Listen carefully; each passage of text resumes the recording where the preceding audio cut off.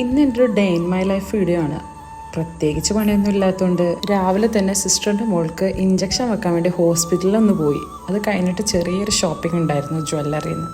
പൊന്നിന് ഇത്രയും വില കൂടിയ സമയത്ത് എന്താ ജ്വല്ലറിയിലെന്നല്ലേ ഒരു കമ്മല് വാങ്ങാൻ വേണ്ടി പോയതാ.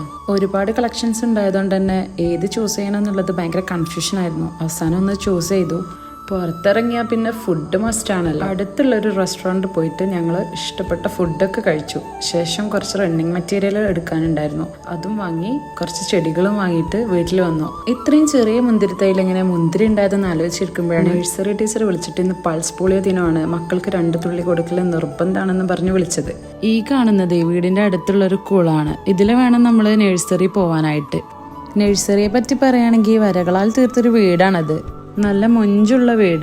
കുട്ടികൾ വരച്ച ഒരുപാട് ചിത്രങ്ങൾ അതിൻ്റെ അകത്തുണ്ട്, പഴങ്ങളും പച്ചക്കറികളും. അപ്പോൾ ഞങ്ങളെ കുട്ടി വ്ളോഗ് ഇവിടെ തീർന്നു. ബൈ.